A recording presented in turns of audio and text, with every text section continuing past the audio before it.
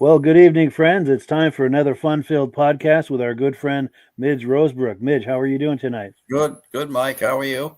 Doing well. It's nice to see you. And I think these are catching on. We're getting a lot of positive feedback as we do them, and also after the fact. So I think we're catching on here doing these Sunday night, these once a month Sunday night podcasts. Yeah. Well, people that are interested in the history of, the early days of snowmobile racing.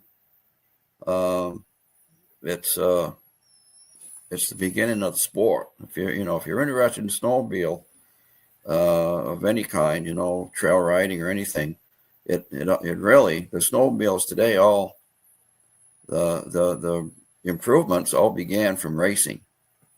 All goes back to that. Yeah. It all goes, yeah. So if someone has good memories of that, or if they're wanting to learn about that, we're hoping to be a good reference for people. Yeah. Sure. And Yeah. and that's a good segue into our topic for tonight. I'll put that graphic back up. We're here Yeah. to talk about the legendary Polaris racer Bob Eastman, and I'll just turn it over to you because you know a lot about him, certainly more than I do. And yeah, take it away. Yeah. Yeah.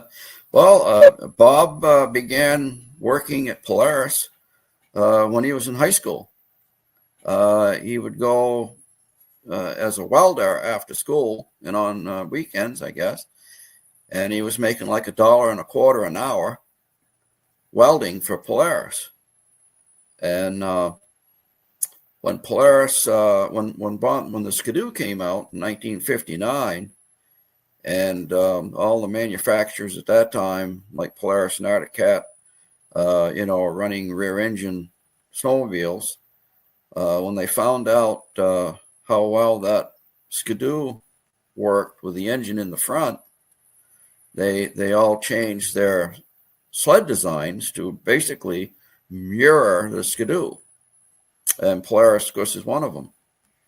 And they had to test drive those sleds to make sure. They wanted to see what was going to break on them before they could sell them to the public. Hmm. Well, Bob, being a young guy, and some of the other fellows that lived around Roseau, they were hiring them as test drivers. And so they told him, they would tell them to take sleds out and run them until they broke. Bring them back, see what broke, and we'll reinforce that. So that's basically how Bob started. He was a welder, when they were producing the sleds, and then when the snow came, he became a test driver. And one thing led to another, and people started racing, and they started promoting racing events around the country. So Bob became part of the Polaris racing team. And Randy Heights, his brother-in-law, was one of the team members, and they had like 3 or 4 members of the team, and they would go to these different events and race the sleds, not only to show the public what the sleds look like and show the public how they performed, and it was a proving ground for the sleds, for the future sled designs and innovations. Basically, that's why racing happened, because of some of these manufacturers wanted to get their brand out there, and it was a twofer. They got the exposure, and they also got to figure out how to improve the machine. Yeah, for the engineering side of it, absolutely. Yeah, the engineering side of it. And of course, the sleds today, the long travel suspension and IFS and everything, all was derived from racing and snowcross. So, and Bob was at the forefront of that, and began racing around probably 1964, 65. And he came here in 1966. He and Randy Heights were the first factory team members to actually race at the Grand Prix in 1966. And that was the first year that the Grand Prix was at the fairgrounds. And it was also the first year that the big Kilkenny Cup was in play. And so he came and raced against us Eastern guys. The Timberland Machines crew kind of shut him out for the first time. He came out here. Bill Buckland and Bob Fortin were the first names on the Kilkenny Cup. So Bob Eastman didn't do quite as well against the Timberland sleds, but then he came back in '67 and proved that he was the best cross-country racer of his generation, because he cleaned that cross-country course, and he came back to the fairgrounds 10 minutes ahead of the rest of them. Unbelievable. Leaned back on his sled and put his hands behind his head and leaned back. He says that was fun. And some of those guys came dragging in, one ski, and sleds all stove up, came back all beat up. And there's Bob sitting 10 minutes ahead of the rest of them. So, wow. Yeah. And so began the name the what am I trying to say? What eventually made him a legend. The legend in the making right there. With a finish like that, that's a legend in the making right there. Absolutely. Yeah. Yes. Yeah. He left an image of sportsmanship and camaraderie and just the gentlemanness of the man. He left an image that when he left town, everybody couldn't believe what a nice guy Bob Eastman was. That's amazing. Yeah. And with that thought, I want to encourage people to leave comments tonight. If you have thoughts or stories, personal encounters, anything like that to do with Bob Eastman, please leave some comments for us. And we do have some comments that have come in.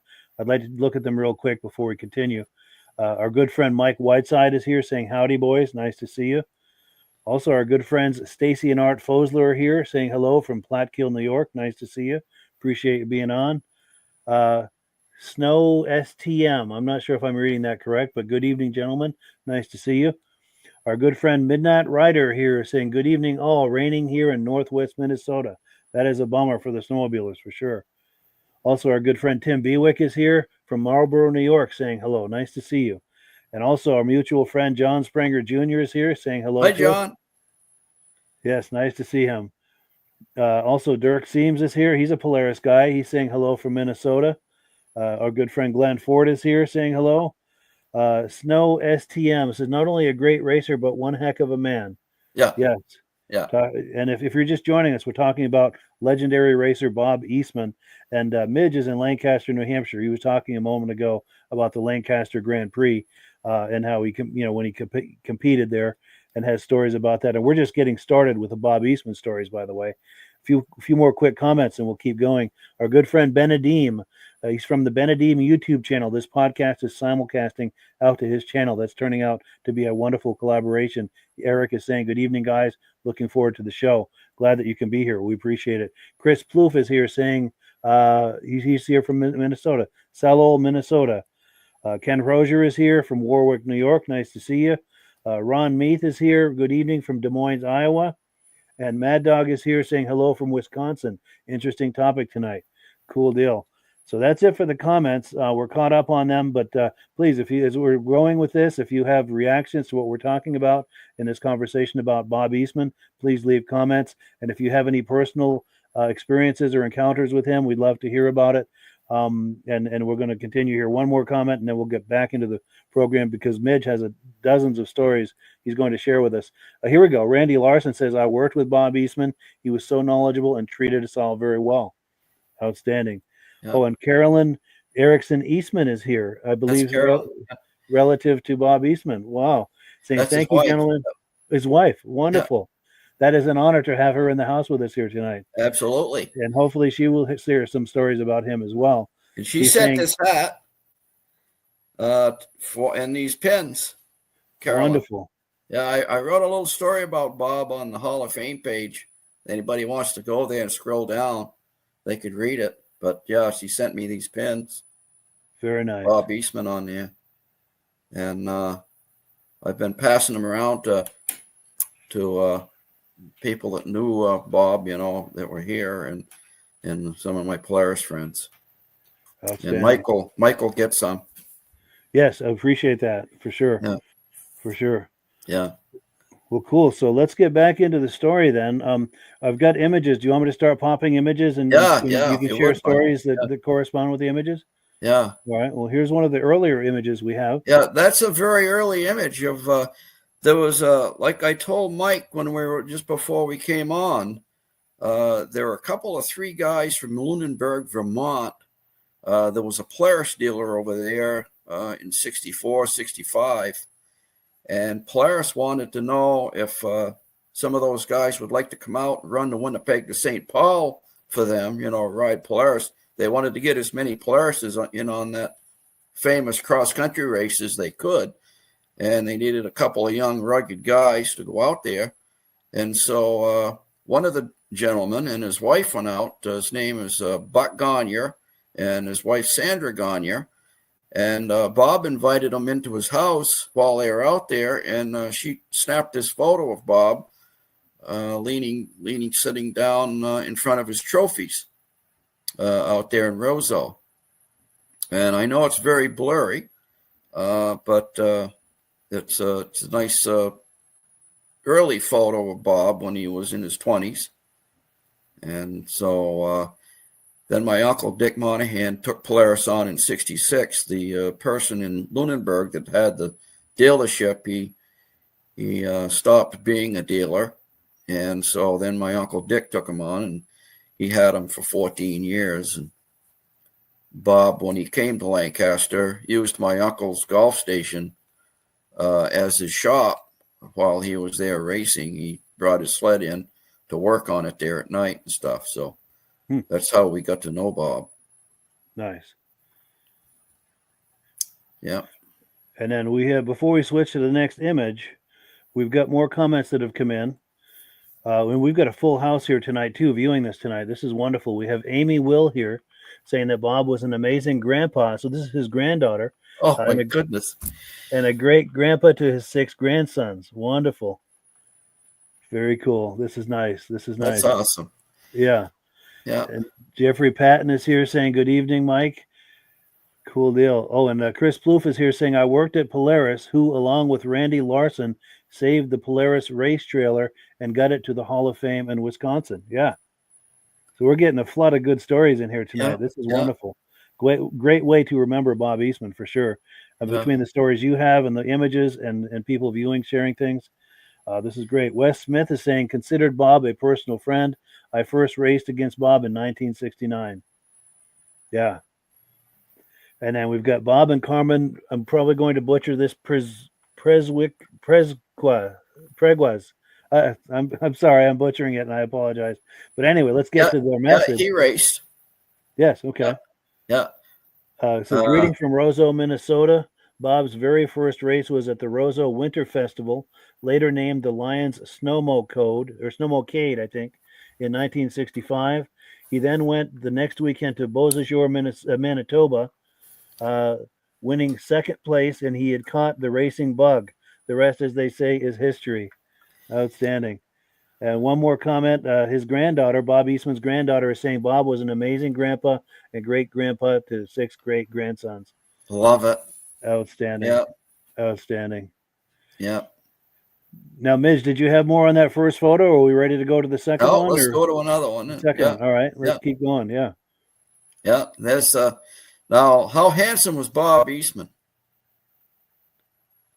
Very nice looking man for sure. Yeah. Yeah. If you're going to have a guy racing sleds for you, you want somebody to look like Bob Eastman. Yes. Well, Bob Fortin, who was very handsome. Sure. Racing for Timberland Machines. So some of those guys were really good looking guys. And Bob was 6 foot anyway, maybe 6'1". And yeah. It makes that podium situation all the more sweet when there's nice people up there. Yeah. And he had a row of teeth that, put any dental office to shame. Yes. Yeah. He had a great smile. Yeah. Yeah. And I painted my helmet. I had a Polaris metal flake blue helmet like this one. Hmm. And I had to paint my name on the side of the helmet, just like Bob did. Nice. Yeah. Very cool. Very Yeah. cool. And was there more on this, or should we continue on to the next image? Or? Yeah, we can go to the next one. All right. Yeah, this was the first year Bob came in 1966. He came to the Lancaster Grand Prix. And like I say, Bill Buckland and Bob Fortin and Timberland, they were very, very hot, back early on, because they knew the track and they knew the setup. They probably were racing on that track for weeks, tuning everything up.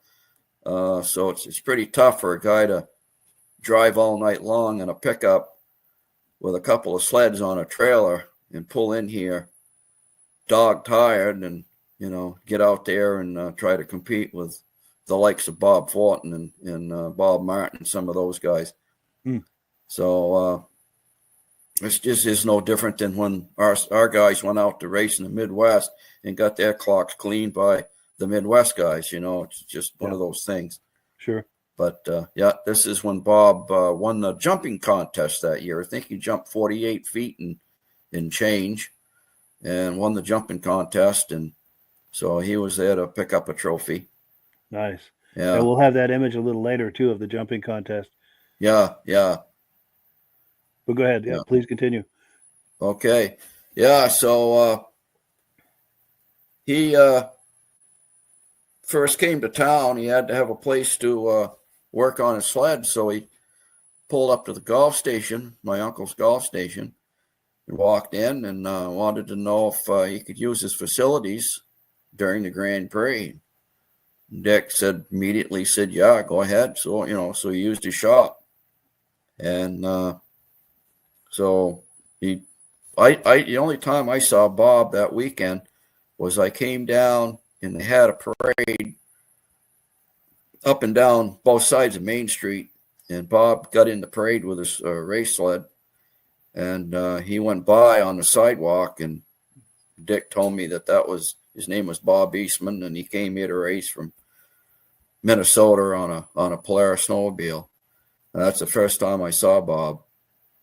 But then, of course, I got to know him a little better later on. But that was the first time he came to Lancaster right here. And I think this is at the Armory. I think they did the trophies at the Armory before they did the Lancaster the motel. Sure. First couple of years they did it there, which is right next door to the fairgrounds. Sure. Yeah. And then we've got an interesting comment that's come in. Let me put up this on the screen here. Bob and Carmen Preziquez. Maybe I'm close with that. I hope so. But anyway, said Don Kofstad did all of the freehand printing on the Polaris race team helmets and the race bands. Very distinct writing. And I'm going to go back to that image of that helmet. I'm presuming this is what he's talking about. Yeah. That he did those the graphics on those helmets. Yeah. Yeah. Of course, it was only a couple of years into the racing when people started actually wearing helmets. I can remember when they were racing with stocking hats. Wow. Yeah, back in 62, 63, even 64. Bruce Dunham told me that he was one of the very first people on the racing circuit here in the East to wear a helmet. Wow. That's hard to fathom these days, isn't it? Yeah. Well, of course, they, back then, the early going, they were probably only doing 25, 30 miles an hour. So, sure. But later on, the speeds increased. People decided they'd better be putting something on their head to, protect their noggin. For sure. And, so some of the really big teams, the ones that are putting a lot of money into stuff, like the distributors and the factory teams, they wanted people to know who their guys were out there on the track, so they had them put their names on the helmet. Yeah, And as Yeah. it turns out, a helmet is a nice open space where you can put either someone's name or a corporate graphic or something. Right. It's a nice Right. billboard there to help promote whatever it is someone's Well, trying there's to a guy promote. behind Bob there, and you can see The part of it, Ski-Doo. the skidoo. Yeah. You can see the SK there, so Mm, it advertises the sled right there. for sure. Yeah. And then did we have any more on this image before we keep going? Or No, I think we're good on that one, Mike. all right. And before we do, we've got one more comment that's come in. Here we go. Carolyn, his former wife, says when Bob raced in the Eastern Circuit, he was cross country racing and went through a thicket of woods. He noticed that white tribes were coming up on his skis. He realized that he was pulling up drain hoses for the maple trees. Oh, jeez. Wow. And he stopped his sled and checked all the trees to make sure that he did not damage the trees and the drainage of the maple, which went into the buckets. That's Oh, amazing. It's very yeah. thoughtful of him to do that, to check. Well, that's Bob Eastman. True, yes. That's how he was. Yeah. Yeah. That's the type of guy that he was. It's incredible. Says a lot about his character right there, Yeah. Yeah. for sure. No, and he stayed with Polaris his entire career. Now, Mm. a lot of people, they change sled brands, whichever's the fastest sled for the year. If they raced out of Cat one year and Mercury happened to be fastest the next year, they'd go to Mercury.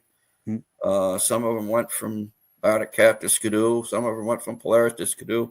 Bob Eastman started his career at Polaris and finished his career at Polaris, even though I don't know this, but chances are he probably was offered pretty good money by other companies to try to entice him to maybe go over there.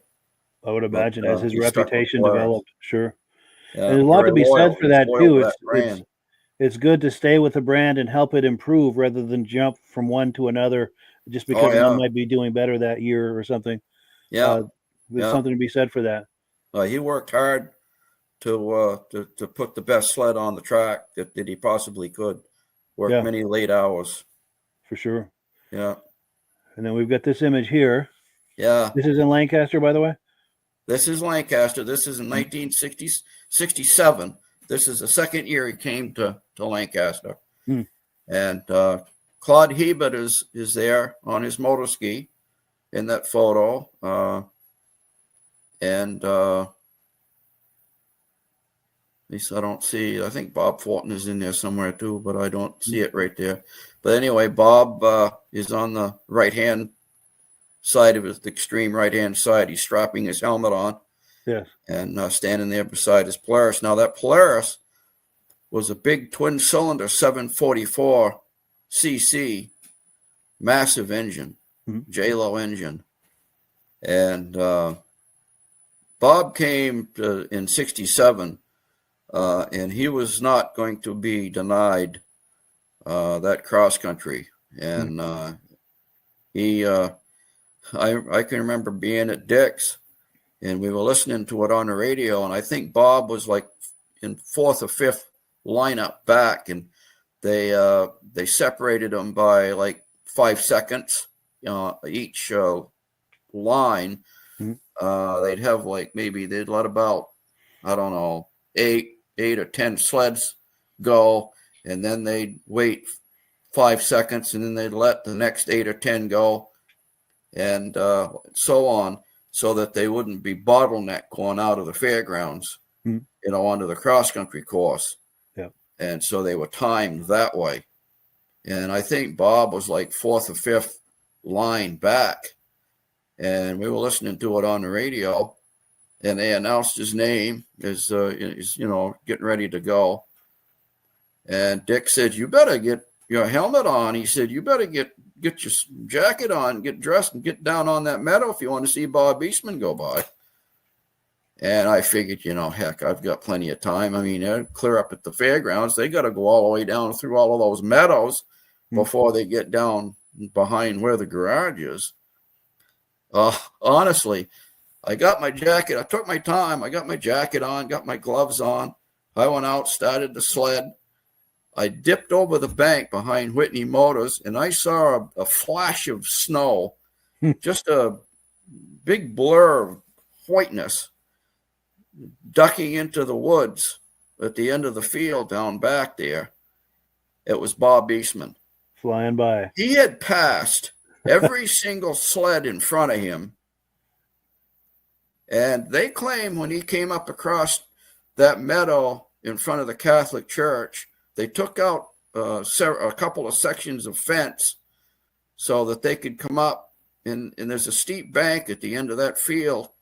And they claim, eyewitnesses said that Bob cleared Main Street on that Polaris from snowbank to snowbank in front of the Catholic Church, never touched the road, and kept on going. Now, we're talking about a sled with maybe 3 inches of suspension travel at the most. Yeah.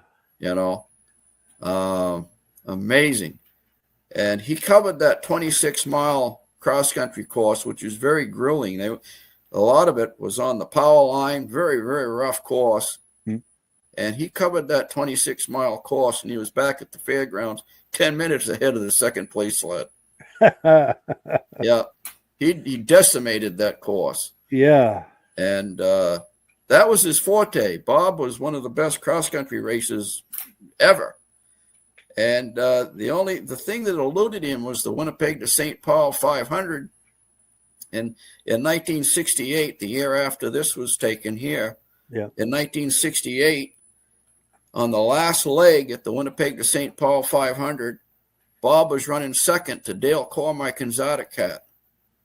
And Dale had clutch trouble. Now, Zardacat was using the Polaris clutches at that time. And the clutch froze up or something happened to it. And he didn't have a clutch removal tool. Here's Bob running second. Now, most people would probably not take a clutch removal tool and walk up to the first place Zardacat and hand it to him and say, you need something to take your clutch off with. I got the tool right here. And so Dale changed clutches, and guess what? Dale won the race, and Bob came in second. Wow. Now, I understand that I don't think that some of the Polaris higher-ups were really all that enthused about Bob being such a sport about the whole thing. I think they wished he probably kept his mouth shut, and maybe he'd have won the race, because Dale can't, if he can't get his sled going, Bob running second, Bob would have won. Yeah. And, but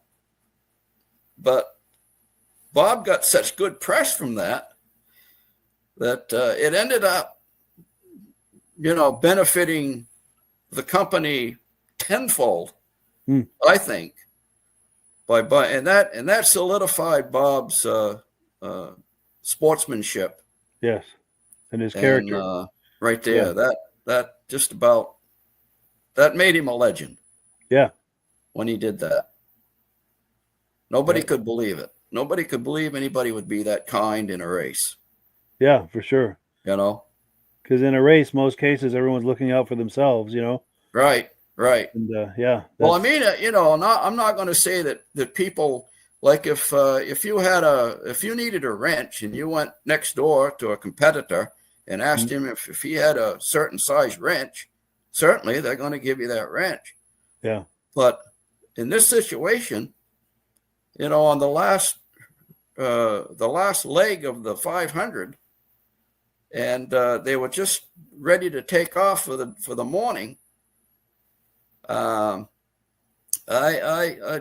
hard to believe that anybody except Bob Eastman would have said anything about having a wrench to remove that clutch. Yeah, you're right. Because once the race is underway, it is a different game. Yeah, for sure. Yeah.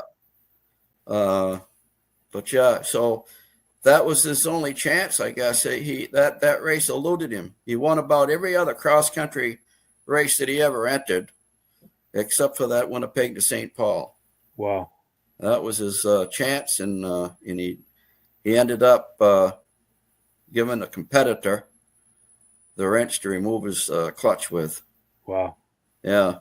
So but that says something about karma, though, because his goodwill paid off as far as what it did for his reputation and Oh yeah. Polaris' reputation. Wow. So Yeah. in the larger scheme of things, maybe it really wasn't a loss in the way you would think. No. It benefited everybody tenfold. Sure. It In the race solidified itself, Bob's his character and his sportsmanship. character and sportsmanship. Yeah, Yeah, that's amazing. and he didn't stop there. It's something that he did his entire life. But it's how he was brought up. He was a farm kid, Minnesota farm kid, and he had a very great upbringing, and it's just he was an amazing guy. For sure. Yeah. Now we do have more comments coming in. Let's take a look at some of these. We've got our good friend Ben from Vintage Mini Bike Lovers here in the house. He's saying, hello, everyone. From the sound of it, those cross-country races separated the men from the boys. Oh, sure did. Yes. And the also, sleds from the toys. Yes. Yeah. Definitely. And also a quick word about our friend Ben from Vintage Mini Bike Lovers. He and I do a vintage mini bike podcast the second Sunday of every month. So if you like those mini bikes from the 60s and 70s, this time slot right here, 8 p.m., second Sunday of every month, we do a podcast on that topic. So wherever you're viewing this right now, just circle back second Sunday of every month and you'll have a chance to partake of that. Now, we've also got another one of Bob Eastman's grandchildren here. We've got Haley Eastman here. Says, Grandpa was such an amazing family man, and we always enjoyed getting to hear him tell stories about his racing days. That is wonderful. Yeah. And then, pardon me, Carolyn Erickson Eastman is here saying the engine was talking about this sled in the photograph here. The engine was large inside the hood of this photo. Because of this, at one of the pit stops, he told his crew to punch larger holes through the vents to cool the 744cc engine. Yes. This was the design that turned into diamond vents that were larger for the next model year for ample cooling on the engine, with the engineering change order changing through the production year. Yeah, absolutely. Yeah, that's an amazing. Bob was an innovator. Well, you know about farm kids, Mike, because you grew up with them. Yes, you have to fabricate things, and they know how to build things. Yes, they know how to fix things. They know how to invent things.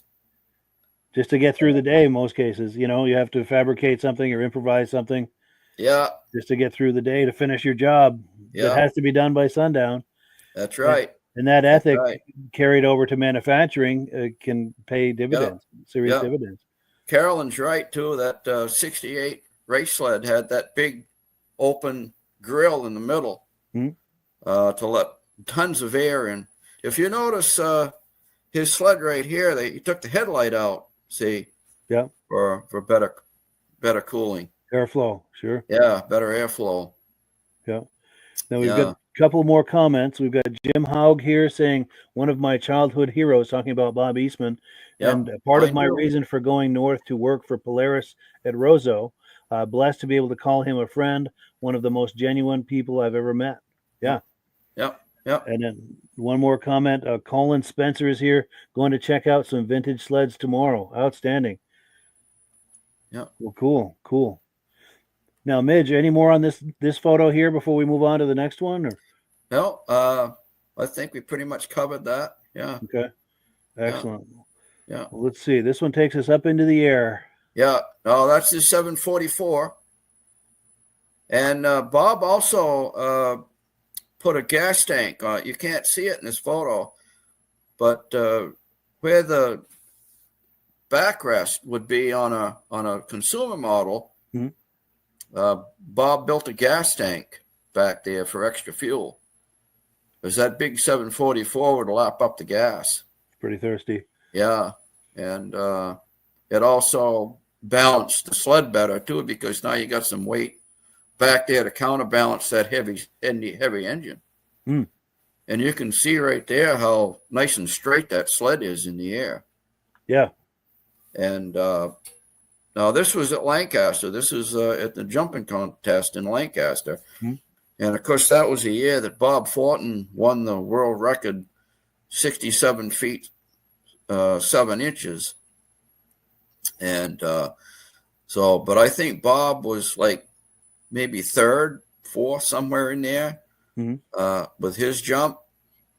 But I can see why that probably cleared Main Street when he came up across that meadow. Yes. But that's what that sled would look like, airborne. I'll bet that was interesting to anyone who witnessed that jump across the road to see something like this going over the road. Oh yeah, they never saw anything like it in their life. I mean, come on, it's these guys were a little bit crazy. They had to be. They're very daring, because those sleds with no suspension, when you landed, oh my goodness sakes, your back, your legs, everything jarred right up your spine, Harsh landings. Oh my goodness. They got hay there to land on, but that's not going to help much. No. Yeah. They stopped having jumping contests, actually, like in the mid 70s, not maybe maybe the early 70s. People started getting hurt on them. And so they stopped it. Not only that, they stopped the cross countries and stuck mainly to oval. For one thing, when you get and start out with like 200 entries and now you got 800 entries, you really didn't have time to do all of the other type events. Sure. So you stuck mainly to oval racing, which was great for the fans because they could see the whole thing unwind right in front of them. Whereas a cross country race, you're only going to see them leave and then come back. Yeah. Unless you happen to be somewhere along the cross country course. Yeah, and even then, it's only to see them pass by on a certain section. Just to see them fly by. Yeah, less of a spectator experience. Yeah. So Lancaster had to drop the slalom and the cross country and the jumping and everything because they began to get so many entries. They just didn't have time for it all. Yeah. Yeah. Yeah. But, yeah. Now we've got some more comments that have come in. Let's see. Here we go. Our good friend Eric at the Benedim YouTube channel says, wow, that thing is soaring through the air. Yeah. Yeah. Absolutely. Yeah. He had twin megaphones in the front of that thing. Wow. Twin megaphone. Wow. Yeah. And then Chris Plouffe says, that landing looks like it's going to hurt. Yeah. Yes, and you were just speaking to that. Absolutely. Yeah. Absolutely. Now, is there any more on this, Midge, or are we ready for the next I think image? we pretty much covered it. All right, let's move on to the next. That same year, Dick had a 15-horse Colt, and the carburetors had a recall on them, Tillotson carburetor. Yeah. They had a little recall on them, and the recalls were back ordered. And Dick was telling Bob about that. Bob says, heck, he says, I've got one of those recall kits with me. He said, I'll put it on your sled. So he took the cab off, took the carburetor off, put the recall kit on, put everything all back together. And Dick said it was about 15 or 20 below. He said he slid the back door open and Bob took it down on the metal, no jacket. Just took it down there to test drive it and tune it up and then brought it back. That was the fastest sled in Lancaster. The people that bought that sled, nobody could go by them that year. It was the fastest sled in Lancaster. It was tuned up by Bob Eastman. That's amazing. Yeah. That's cool. You heard it here, folks. Yes. So let's move on to the next image here. Go ahead. Yeah. Yeah, that's Bob doing some tuning to his sled. Because back then they wore one-piece suits. Mm-hmm. And I like all the patches on there too. Is that a USSA patch on his right arm there? Yeah, patches there, USSA Polaris patch and maybe a club patch in the middle. Yeah, I saw one photo there. He had Laconia patch. Yeah, Laconia, New Hampshire. He raced there, and raced at Bangor. Yeah, I think he probably raced at Boonville back then. Yeah. Yeah. All the top Eastern destinations. all the top Eastern events. Yeah. Yeah, but it's cool that he came here to Lancaster first, because Lancaster is probably the oldest Eastern race. Yeah. Because of us getting the Skidoo first, Mm. and it was great to see a different brand out there. Although Skidoo was what put Lancaster on the map, and Timberland certainly hired a lot of local people and gave everybody jobs. But still, you'd like to see some competition out there. Yes. Mix it up and keeps it interesting. Keep it interesting, yeah. For sure. And then is there any more on this image, or should we move on to the next one? No, I think we can move on. All right, let's move on. Yeah. Yeah, there's Bob out front. Big 3-cylinder TX. And he ran the big stuff. Yeah. And that's high bank racing right there at its finest. You see those guys back behind him riding on top of that high bank. Fighting it out. Yeah, fighting it out. Skidoo and a Polaris. And Bob out front. Those things were, boy, it took a lot of man to manhandle those things. Yes. Yeah. Yeah, these days the suspension does a lot of that for you, but back then it was all body English. Yeah, that sled right there had maybe more suspension than his 67 did, but not a lot more. Right. Maybe that thing had 4 inches of suspension travel, 5 maybe. Yeah. Not much, yeah. Yeah. Big triple in there. And what's that, maybe a 600, do you think? That was probably 650 or an 800. Oh, really? That big? Wow. Oh, yeah, he raced 800s too. Nice. In fact, when he won the Eagle River World Championship in '73, he was running an 800 in that Starfire. Yeah. Yeah. Nice. And now we've got a comment that's come in. Let's see. We've got Mike Bigger here saying from Menominee, Michigan, saying Mr. Eastman was my childhood hero. Couldn't wait to get to the next race and Rally Magazine to see racing pictures of Bob. Yeah. Yeah. Yeah. Yeah. Bob had a lot of fans. Yeah.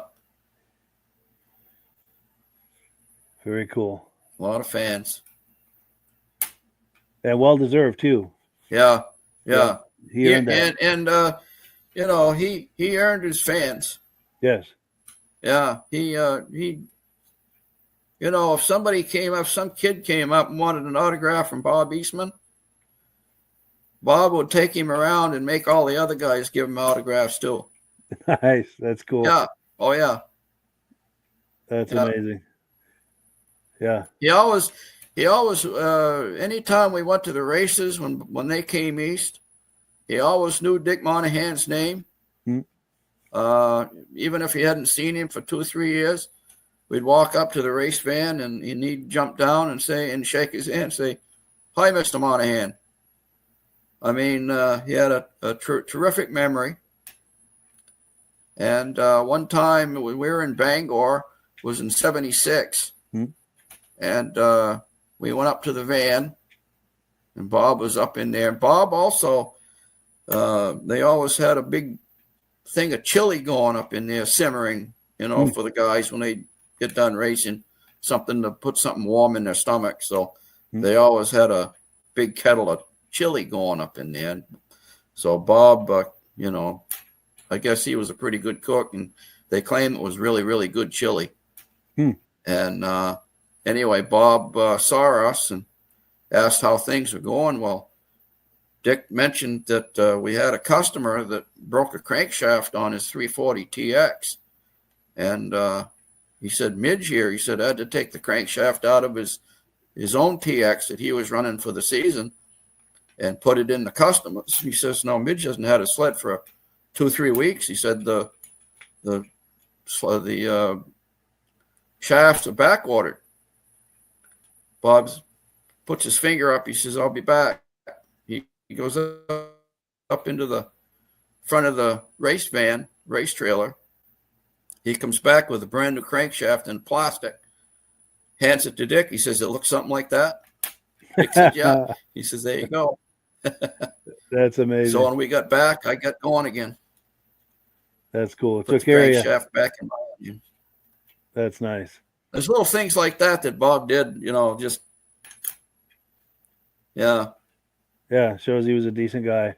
Yeah. Thinking about other people. He could, any other team, I don't know, maybe they wouldn't, they might wanted to hang on to that in case they broke a crankshaft. Yeah. But Bob was all for the Polaris brand. He was very loyal to the Polaris brand. Yeah. And boy, he was an innovator. A lot of that stuff was because of Bob. A lot of inventions and stuff that was, that RXL. Mm-hmm. Bob didn't invent the IFS suspension, but he sure in heck made one work. Wasn't it? I think if I remember the story correctly, didn't he see that first suspension on the ski rules in Lancaster? And He then did. Yeah, he did. We need to do something like that with Polaris. Yeah, he and Wes Pesic came to the Grand Prix because they'd heard that Gilles Villeneuve was going to race his IFS rules that weekend, and they wanted to see how it went. Well, he won all three classes. So Bob was pretty impressed by it. So I understand that he tried to get, because then Skrull went out of business. So I understand he called Gilles and wanted to know if he would work with them to develop one for Polaris that summer. Mm-hmm. And Gilles was involved with Formula One racing at the time. So he was tied up that summer with Formula One. So then he calls up Gordon Rudolph, who was dabbling with the IFS for a couple of years there with some of the older chaparrals. And he had pretty good success with it, but he didn't have very good engines. So Gordon helped those guys with that project. But after they went up to Alaska in 1976, December of 76, I guess, or you see, maybe earlier than that, they went up where the snow was and the ice was. And just preseason, they were testing those IFS sleds up there very secretly. They didn't want anybody to know they were going to have one. And when Eastman started clocking the times on his stopwatch, the speeds that those guys were going around the racetracks up there, he couldn't believe how fast those sleds were with that IFS. They were going around those corners like unbelievable. Wow, he knew they had something. When he took his stopwatch and clicked it a couple of times, he said, man, he went to the nearest phone booth and called up the R&D department back at Roseau. Those guys were waiting to find out how they performed, He called them up. He says, boys, we got them. Yeah. And sure enough, history proved that as well. Yeah. That's cool. And then, of course, later on, they used them in the Indies, Polaris Indies. And that was one of the most popular they sold tons sleds of those that they ever produced. And those are great handling sleds. Those the consumer Indies were great handling sleds. Oh, great handling sled. Yeah. So Bob had a hand in that too. Yes. We've got some more comments that have come in. We've got his wife Carolyn saying the chief welder, Dalton Lissell, the chief welder on the team, was the chili cook. We were talking about chili a few minutes ago. Okay. The transport driver Glenn Bodie was the server of the chili. We all wish we had Dalton's recipe for the chili. I wish I had that recipe too, because I love chili. Yeah. Because I was only speculating that Bob was the chili guy because he was the guy that stayed back, in the trailer most after he got hurt, injured there in '74 in Alpena. He was the race team captain. So I figured he was the guy that kept the chili, hot. So yeah, but this is cool. And that's cool. What, close to 50 years later, that we're uncovering these little nuances and Uncovering, details the from Polaris what, chili. 50 years ago. This Yeah, this I is wish I amazing. had tried some. I bet it was good. Yeah, I would have loved to try some for Yeah. sure. And then Pam Anderson says, Amy, Will, he sure was. I'm not probably referring to a previous comment in there. Yeah. And then Carolyn has some more. Think about Enzo Ferrari and Bob Eastman wanting Gilles Villeneuve's workmanship and racing skills. Enzo won out, but Gilles always loved the snowmobile racing. Yeah. Yeah. Yeah. Yeah. Yeah. And then Carolyn is also saying Bob and Gilles remained friends and chatted often. Interesting. Yeah. Yeah. Yeah. I'm sure they had plenty in common and plenty to talk about.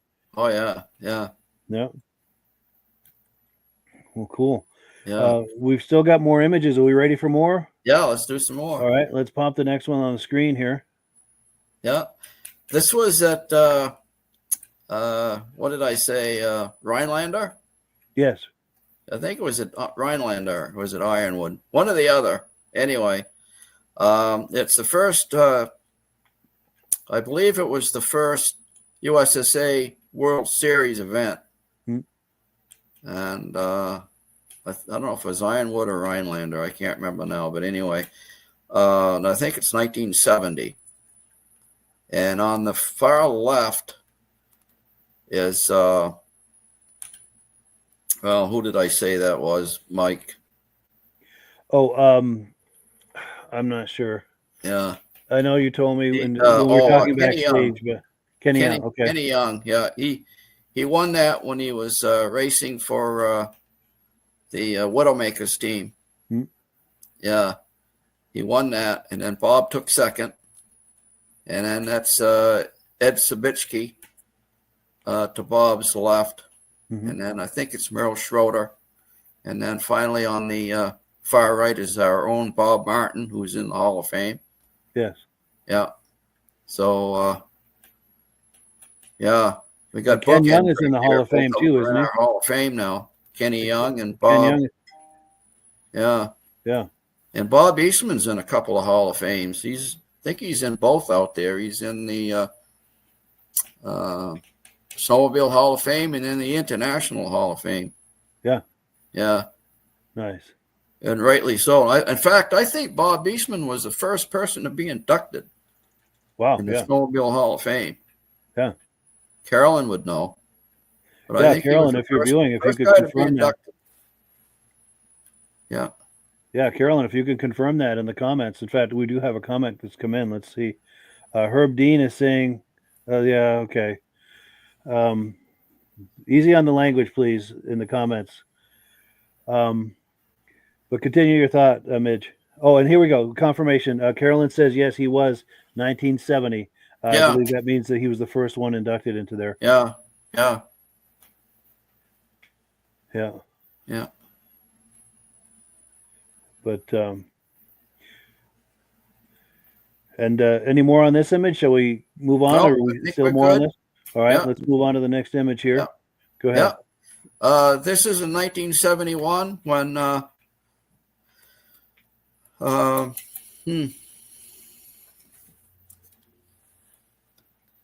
yeah, Jim Soule, who's in the Hall of Fame? Farmer.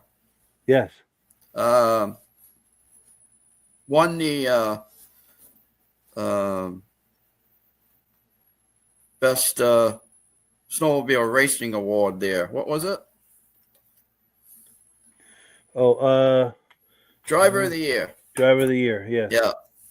And it's the first time they had Driver of the Year, I think. The first time they had that trophy.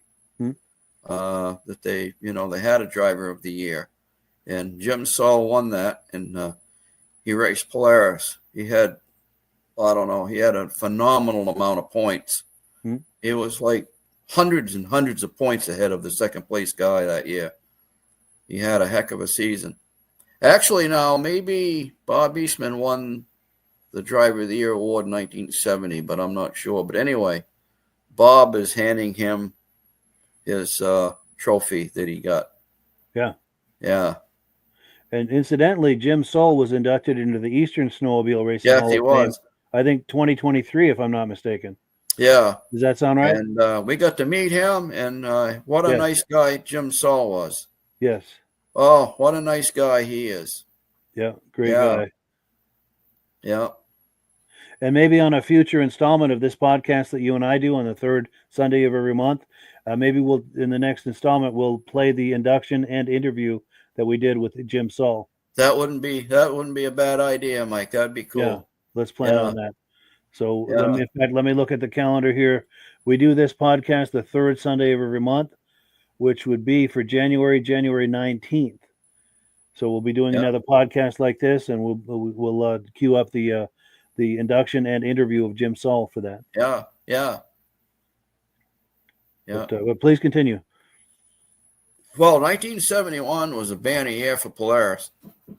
In fact, our own Bob Clark was the race team manager for the Polaris East team.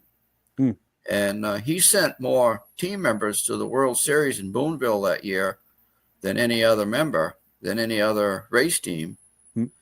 And he was awarded the team manager of the year that year. Also in 71, Lancaster won the best race venue of that year. Awarded to them by the USSA board members. So yeah. And does that award still exist anywhere? Is that on display in the museum? Or Bob's award? I don't know. I don't know. I can ask Muriel sometime if they maybe give him maybe the plaques or something is what he got, but I'm not sure what he did get for that. But yeah, be interesting to see that. Yeah. But Jim Saul even said that it was really quite an honor to have Bob Eastman handing him that trophy. Yeah, for sure. That's a moment for sure. And then we've got another comment here from Carolyn saying the Hall of Fame at the time was in 1970, which was located in Minnesota. It moved over to Wisconsin years later. The Minnesota Hall of Fame burnt down. She says she has the glass trophy. Les Pence or Dave Gunther could tell you the location of the former Snowmobile Hall of Fame in Minnesota. Yeah, wow. Interesting. And I have Dave Gunther's contact information. Maybe we could ask him about that sometime. Yeah. Thank you for that information, Carolyn. That's excellent information. Yeah. But now we've got more images to look at. Was there any more on this one, or I think we pretty much covered this one. This one. All right, we've got 2 more images to look at, and it turns out well because we're about to the top of the hour. We can go a little over the hour, but it's working out nice with the time. Let's see here. Here's the next image. This is Bob got seriously hurt in January of 1974 in Alpena, Michigan, and he broke a vertebrae and injured, some back ligaments really bad. He was in tough shape. It was a bad wreck. He coming down the main straightaway, I think. He was doing about 80 miles an hour, and the steering mechanism broke on his sled. Well let go, I guess, and his sled veered off the course into the snowbank, and it threw Bob off, and the sled continued. It flew through the air about 150 feet, landed in the parking lot, and then caught on fire. Wow. And they took Bob to the hospital, and they guess they operated on his back, and the operation came out okay, but then he developed a blood clot in one of his lungs, and they put him in the ICU, and the blood clot actually passed through one lung, through his heart, and into the other lung. And the doctors at the time said that that's the first time that a human being ever survived that type of injury. Wow. As far as having blood clot passing through your heart, said it never happened. Said it's the first time anybody ever survived something like that. Wow. The Bob always kept himself in excellent shape anyway. Sure. And he made sure his team members did too. Those boys were in best shape you could ever be. Yeah. They were Maybe skinny that helped him guys. to survive that. They were nothing but muscle. Maybe being in excellent shape helped him to Excellent survive that. shape. Yeah, that probably helped him Yeah. to survive that. Yeah. Yeah. And so yeah, yeah. So anyway, this he stopped racing, and he just from then he was just the team manager. Yeah. And team captain. Yeah. It's good he stayed involved in it at least. Yeah. Oh, stayed involved right up until he retired. I think he retired 95, maybe somewhere up in there he retired. Yeah. But I think he always kind of dabbled in it. I think he used to go back to the shop often and talk to the guys, and yeah. He loved I would it. think I mean, after a lifetime of being involved, after a lifetime of being involved with that, it's probably hard to make a complete break from it, I would think. Yeah. I think they suggested that he not race because of his back, you know, and everything. It just, and I guess it damaged his lungs too. Yeah. And, well, lucky to have him. I mean, lucky that, he survived that blood clot deal. Yeah.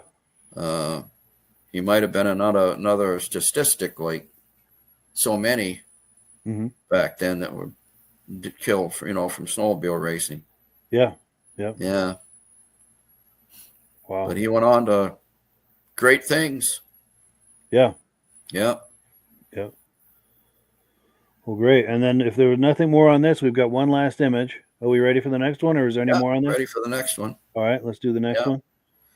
Yeah, this is for the 77 season. And there's the team right there. Now, I think a couple of them, Jim Burnett, retired. I don't think he raced that year. If he did, he raced very seldom.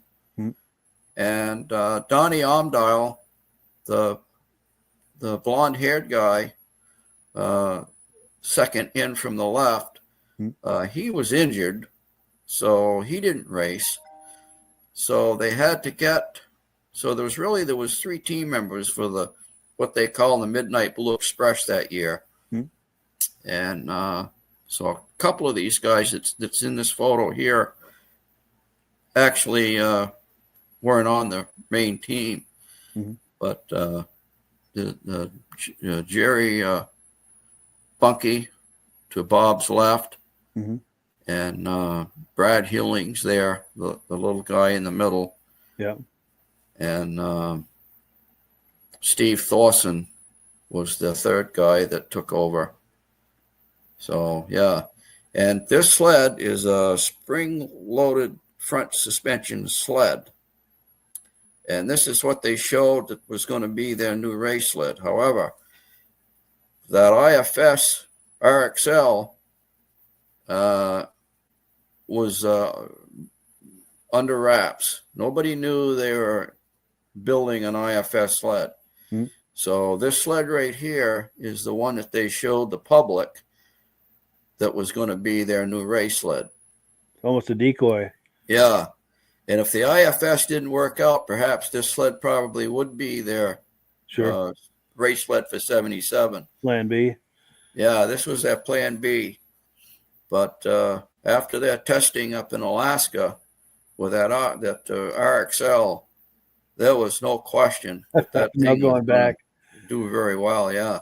Yeah. And they are 1, 2, 3, 1, 2, 3, 1, 2, 3 in just about every class all year.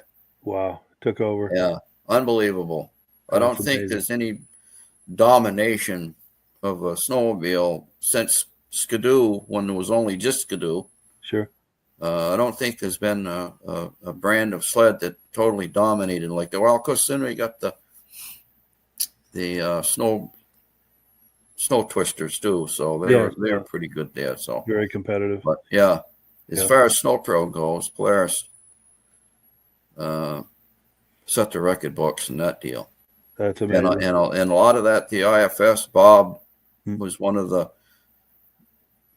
innovators, along with Gordon Rudolph and the rest of the team to come up with that sled. He was right there in that. Yeah. Yeah, he was right involved in that. Yeah. Nice. Yeah, because the guy on the far right there, Jerry Bunkie, was killed in '78, and that pretty much ended Polaris's factory effort. After that, they would what they would do is they would help out the independent racers. Yeah. But to have a full-fledged factory team after Jerry was killed, they pretty much dropped the team. Yeah. Yeah. Yeah, no doubt. Yeah. And then we've got some more comments that have come in. Let me find my place here. Here we go. Our good friend, our mutual friend, John Spranger Jr. is here, says another great show. Thank you for the awesome history of Bob. Cool. And we appreciate that you're here to be with us on this. John is a good friend of both of ours.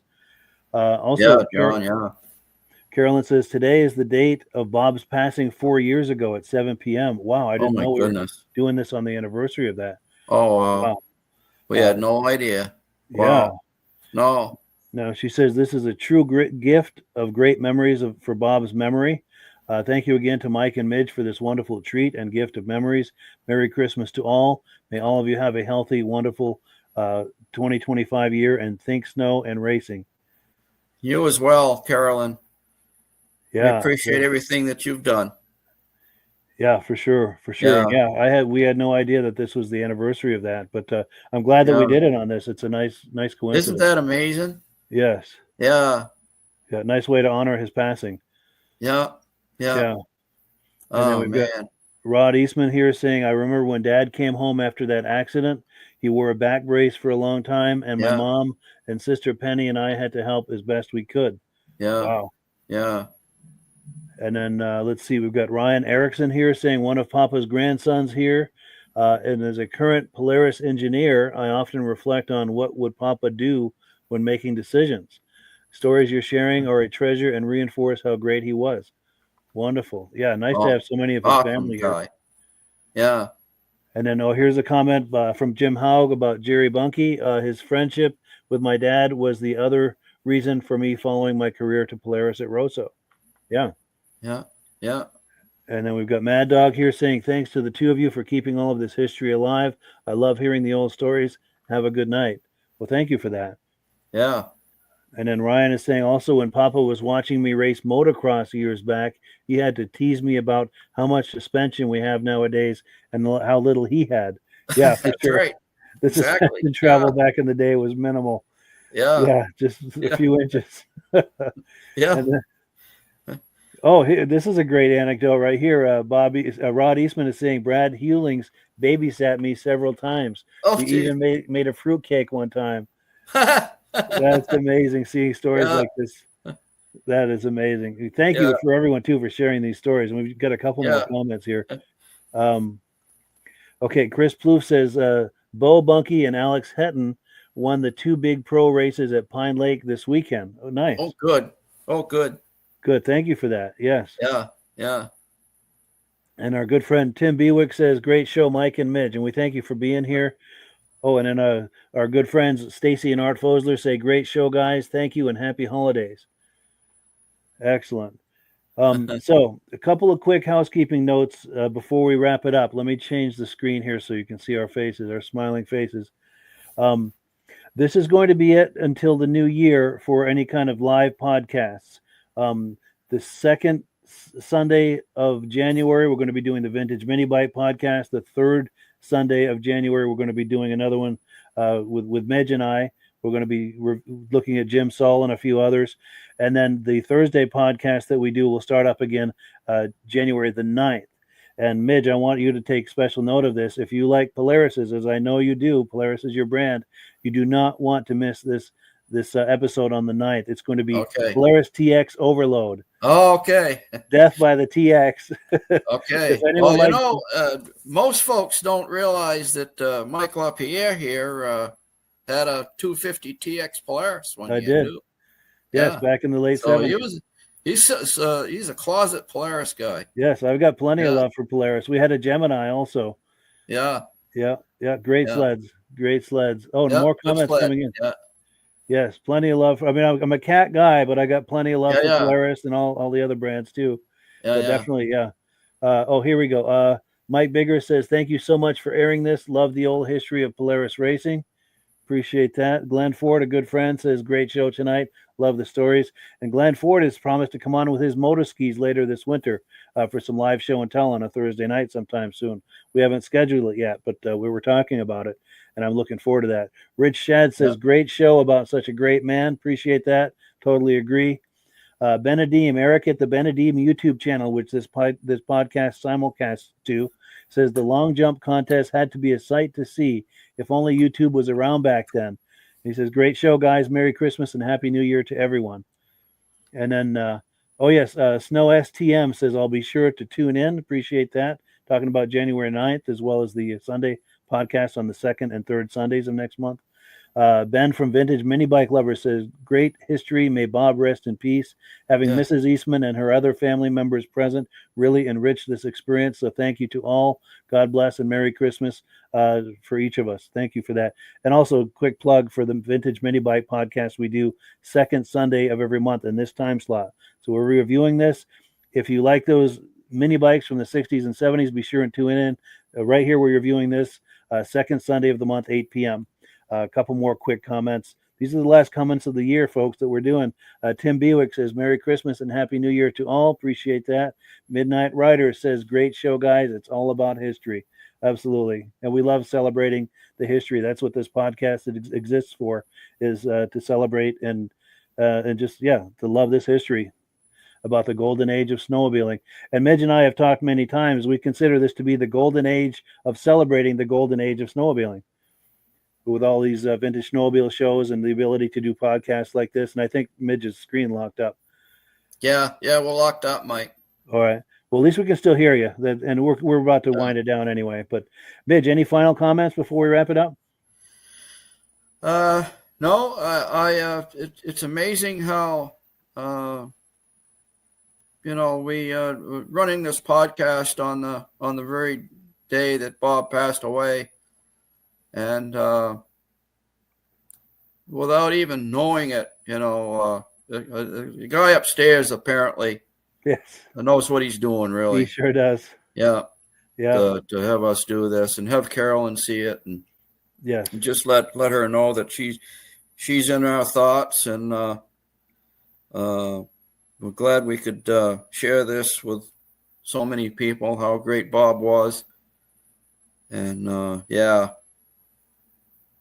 So, Merry Christmas, everybody, and we'll see you next year. And love and hugs to the Eastman family and to all the viewers and to Midge. And, just thankful for everyone, for the viewers, and to have Midge as a friend and to be able to do these podcasts. Just very thankful for all of that. That keeps this going, and appreciate that. So, That's it for 2024 in the way of podcasting. Looking forward to an even more fun and exciting year in 2025. Merry Christmas, Happy New Year, everyone, and we will catch you in the new year. Okay, Merry Christmas, Mike. Merry Christmas, everybody.